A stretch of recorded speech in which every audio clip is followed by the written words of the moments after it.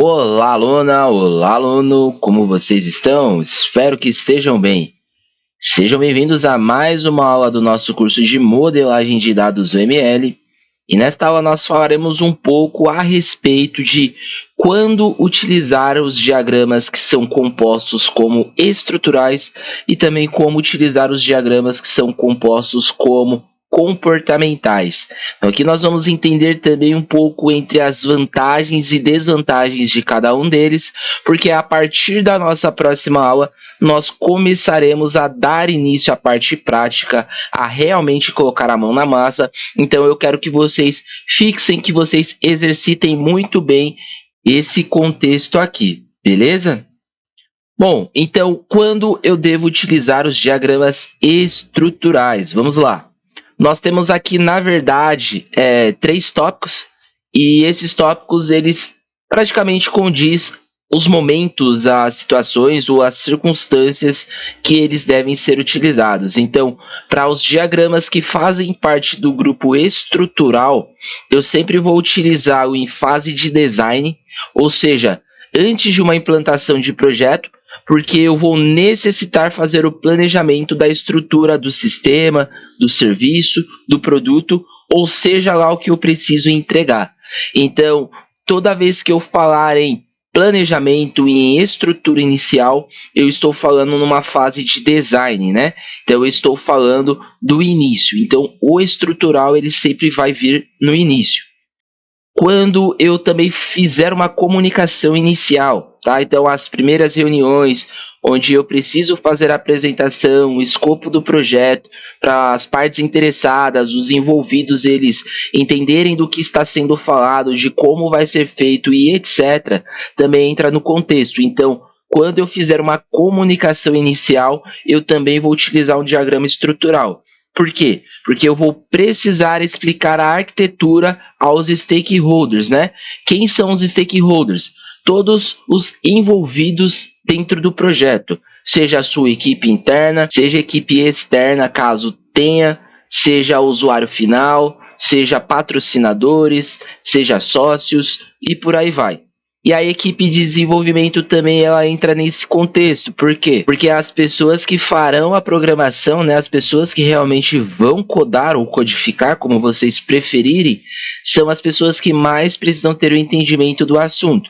Então, quando eu fizer uma comunicação inicial para explicar todo o plano, todo o contexto, né, por bem dizer, eu sempre vou trabalhar com diagramas estruturais também, beleza? E aí também no entendimento inicial, que é para compreender a organização geral do sistema, beleza? E aí nós temos aqui as vantagens e desvantagens quanto ao uso de diagramas que são do grupo de diagramas estruturais, tá? Então, primeiramente, as vantagens. A facilidade e a compreensão da estrutura geral, né? Então, de certa forma, a parte de arquitetura no contexto geral fica mais fácil de ser visível, de ser interpretada, de ser lida, de ser entendida e por aí vai. E também é permitido a identificação de classes e componentes essenciais. Então, tudo que for pertinente a banco de dados, principalmente, entidades, relacionamentos, objetos, tudo vai ser estressado dentro de diagramas estruturais, tá? E aí, quais que são as desvantagens?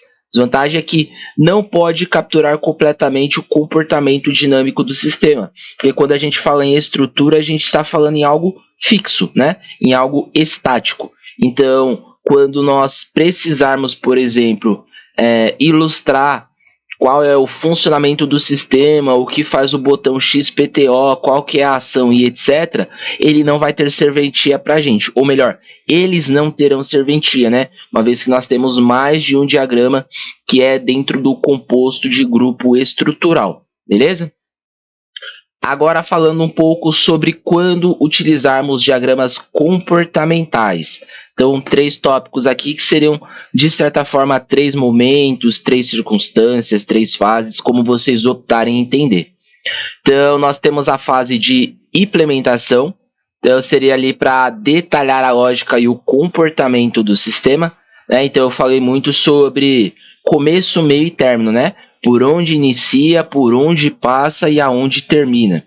Então, ele é bastante utilizado, ou melhor, eles são bastante utilizados para fazer esse tipo de ilustração. Para identificação de requisitos também é muito bom. Então, se você acompanhou, se está acompanhando o meu curso de análise de requisitos, isso vai ser de muita serventia para você.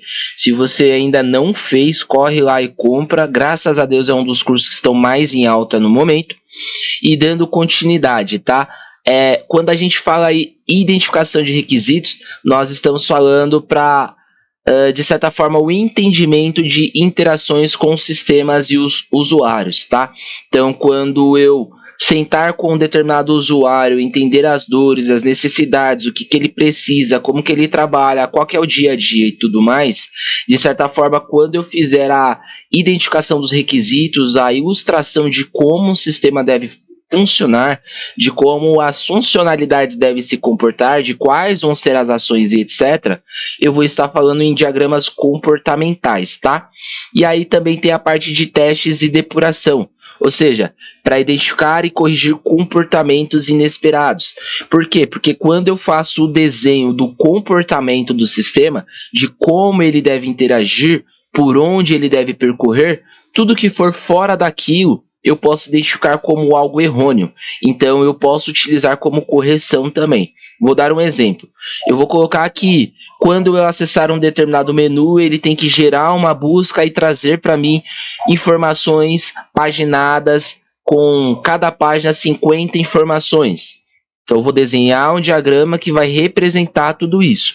E aí, por um acaso, na hora de eu fazer os testes, praticamente está vindo 20 informações por página. Então tem algo errado. Então eu vou fazer o que? Um depara desse meu diagrama com o que está sendo apresentado no sistema, no serviço, no produto, no momento. E a partir dali eu também consigo fazer identificações de bugs, correções de comportamentos inesperados e por aí vai. E aí, quais são as vantagens dos diagramas comportamentais? Nós vimos que eles tornam visíveis os aspectos dinâmicos do sistema. Então, tudo que tem interação, tá? E eles também ajudam a identificação de problemas de lógica de comportamento, como eu acabei de mencionar. E aí, qual que é a desvantagem desses diagramas? E eles podem ser complexos e difíceis de entender sem um contexto claro e estrutura subjacente. Então, quando nós estamos falando do comportamento do sistema, muitas vezes nós vamos estar falando de coisas complexas, né? Muitas vezes nós vamos estar falando de consultas, de retornos, de interações com APIs, de tokens de validação, de parte de segurança e por aí vai. Então, se eu não fizer uma ilustração bem detalhada, bem visível, bem objetiva, eu não vou conseguir passar da forma que deve ser feito. Tá? Então acaba sendo uma desvantagem aí se eu não conseguir passar o objetivo correto daquilo que eu quero apresentar. E aí a conclusão geral que nós temos da aula em relação a tudo isso é que a escolha entre os diagramas estruturais e comportamentais, elas dependem muito do estágio do desenvolvimento. Como eu já mencionei, né? Para cada ocasião que nós estivermos, ou para cada etapa do projeto, do desenvolvimento, nós teremos uma determinada necessidade, e para essa necessidade nós determinamos uma certa solução, né? Então nós deveremos escolher qual o grupo de diagramas que mais tem serventia para aquela determinada ocasião, seja o estrutural ou comportamental, e dentro desse grupo tem vários diagramas. E aí também nós também conseguimos entender quais desses diagramas melhor cabe para aquela determinada situação, tá bom?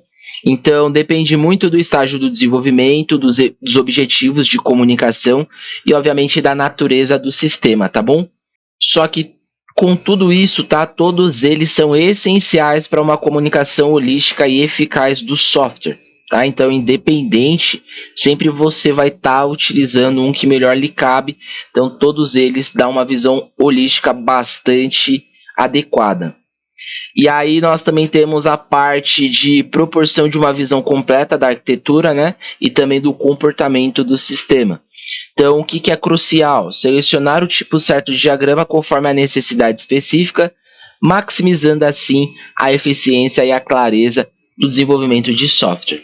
Beleza? Então, eu quero que vocês anotem isso daqui em papel, caneta, conforme eu mencionei. Eu acho que a fixação e a parte de estudo ela acaba sendo mais validada, ela acaba sendo melhor.